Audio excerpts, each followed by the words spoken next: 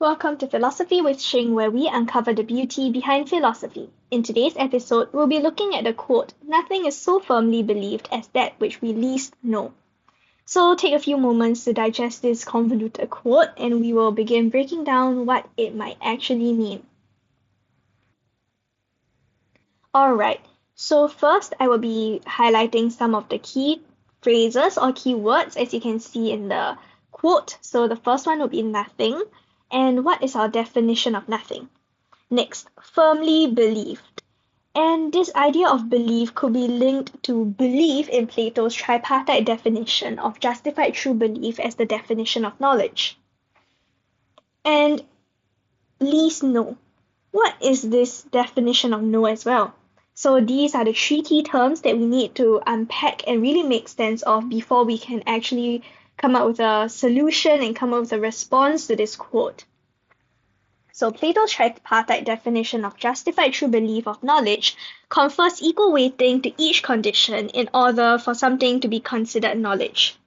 Belief, which is the key section or the key point of focus for this question, is one of the key three parts of this definition of knowledge being justified true belief.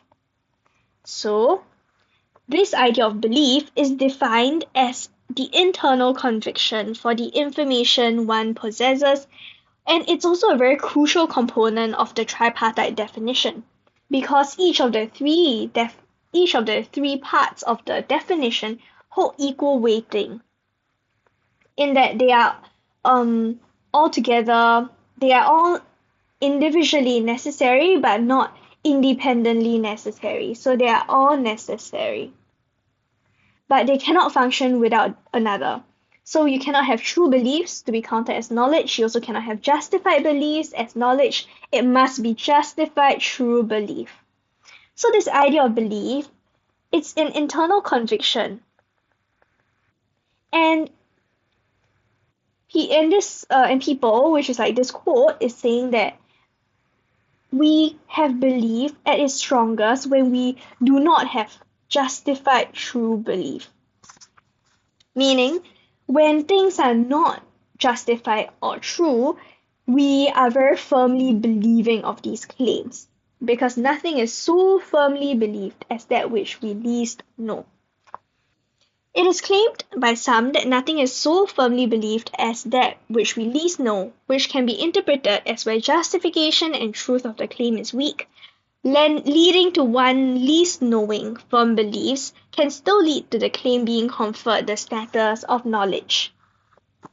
However, there might be some problems with this claim because nothing is so firmly believed as that which we least know, which actually implies that we know this belief. And if you know a belief, you need to adopt the tripartite definition because there are indeed problems when the definition of knowledge is just be, true belief, justified belief. So there is a problem with the idea that the definition of knowledge is only belief. And in this quote, we need to seek to differentiate or distinguish the difference between belief and knowledge. In the layman sense, which is not the philosophical sense, you can say that I believe the sun will rise in the east tomorrow, and we equate belief with knowing. But in the philosophical epistemological sense, belief and knowledge cannot be equated because we do have a very established definition of knowledge, which is Plato's tripartite definition. So, in really just substantiating your opinion of the quote, I would structure my argument as such. My first argument would be talking about how belief is indeed important in knowledge. So we do acknowledge the role of belief in JTB, justified true belief. However, in argument 2, we can argue that each condition in the definition of knowledge justified true belief are individually necessary but individually insufficient in determining something to be knowledge. So like what I mentioned just now, each condition is individually necessary but insufficient. So all three conditions of knowledge, justification, truth, and belief, must come all together in order to be a sufficient definition of knowledge. Alright, so hence, all knowledge, regardless whether we least or most know, must be firmly believed. As such, if we least know something, this could suggest that truth and justification are not strong, and firmly believing this claim will not lead to knowledge construction. So my final synthesis argument of A1 and A2 is that if we least know, then justification and truth are not strong. And if justification and truth are not strong, then perhaps we do not really satisfy the definition of knowledge of JTB because J and T are missing, or rather they are not really they're not very strong. So then we actually cannot have knowledge. So we are refuting the claim because nothing is so firmly believed as that which we least know. So it implies that we still know that thing, but I am refuting this claim because if you only firmly believe something, justification and truth is not met, and you don't fulfill the definition of knowledge. Alright, so some other ideas that you can bring in to support your claim would be first, skepticism. So the idea of skepticism is the act of doubting. And the act of doubting can be practiced to varying degrees, meaning that you can have a Cartesian doubt, which is really systematic doubt of every single thing, and only being absolutely sure of cogito ergo sum, which is I think therefore I am, and building up all your knowledge claims based on cogito ergo sum. Next, the other type of doubting would be moderate levels of skepticism. And this moderate level of skepticism is the normal healthy level of skepticism that we have in our daily lives on a daily basis because when people tell us things, we're not really sure, we can go and confirm the claims. And this is moderate levels of skepticism.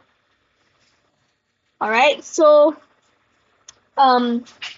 we can discuss a bit about Cartesian doubt before we talk about how skepticism is still relevant, and it's relevant in moderate levels, although Cartesian doubt may not be the most relevant in most cases.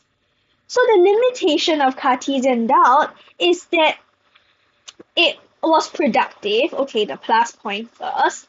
It was productive in its intention of producing indubitable knowledge claims. So this led to the cogito, which is the cogito ergo sum, being used as a foundational bedrock to reconstruct scaffolding of knowledge of the external world. So, although there are these positive aspects of the cogito ergo sum and Cartesian doubt, there are actually limitations definitely in how the cogito asserts a theistic position due to its reference to a god, and also us defeating the evil demon argument, where Descartes suggests that the evil demon might be altering our perceptions, and this evil demon has not been proven, so that is a limitation as well. Alright, so although Cartesian doubt does have its limitations, skepticism is not entirely ruled out. We can adopt moderate levels of skepticism. Why is that so? Because we can, well, be more critical about the knowledge claims, not knowledge, but knowledge claims that exist in our world, and by being more sure about these knowledge claims, we can form more meaningful knowledge and build up our web of knowledge and build up our wealth of knowledge in our pursuits in society so that we can continuously improve. So there are some examples of skepticism in science. You can cite them when you are showing how skepticism is actually healthy in improving advancements in science, as an example of how altogether skepticism is very essential to broadening our knowledge. Falsification by Popper. Being skeptical and being able to falsify claims is very beneficial to understand what is true and what is false in science, in order to understand more about scientific knowledge and the external mind-independent reality around us. Kuhnian paradigms help to refine, let me write this down first. Kuhnian paradigms help to refine useful new frameworks of understanding the external world.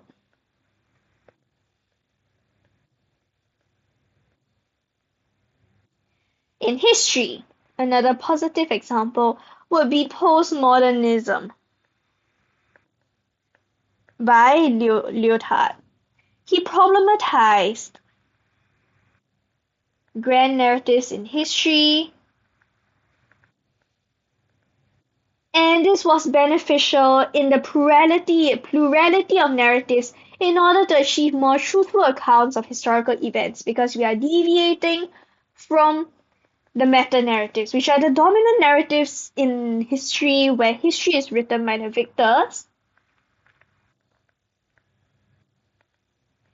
But Lyotard seeks to refute this and try to establish knowledge, historical knowledge that is obtained through a more comprehensive view of historical events by speaking to people from marginalized communities about history to better paint a picture of what exactly was the experience of historical agents in the past. Another positive point that will be in the social sciences, the doubt and critique that led to the birth of interpretivism. So, skepticism has led to the birth of interpretivist social sciences because we critiqued positivism in social science. So if you recall, positivism in social science is saying that we can use scientific methods to substantiate our social scientific claims, and we can do experiments on humans, which are actually inherently limited because of a lot of variable factors, like how humans are not really logical, we're not really uniform in our behavior. There are many factors that might affect us in our behavior, so human-based experiments may not be the best in understanding society and societal behaviors. Plus, experimenting on humans do infringe on human rights. So all these criticisms are birthed by skepticism and led to the rise of interpretivist social science. Additionally, in the social sciences, we do have this idea of Orientalism. Orientalism is the idea of the study of Oriental cultures.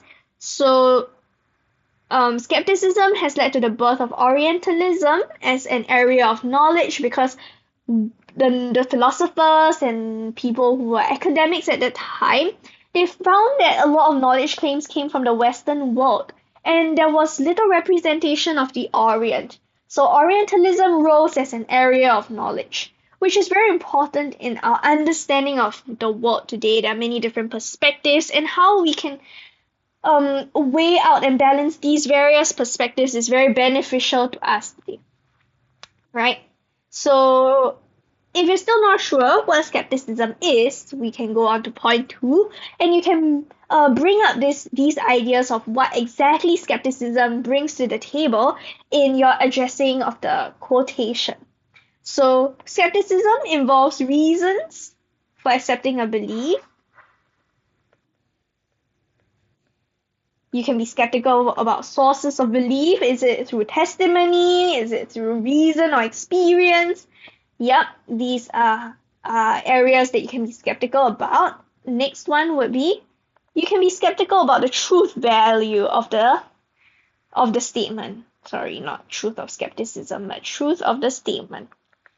And being skeptical really allows you to understand the world better in through your lens, because you are able to come up with your own opinions and altogether form your own informed understanding of the world. Alright, so this in totality would be our response to the quotation, nothing is so firmly believed as that which we least know. Hope you enjoyed it. Thank you and see you at our next episode. Goodbye.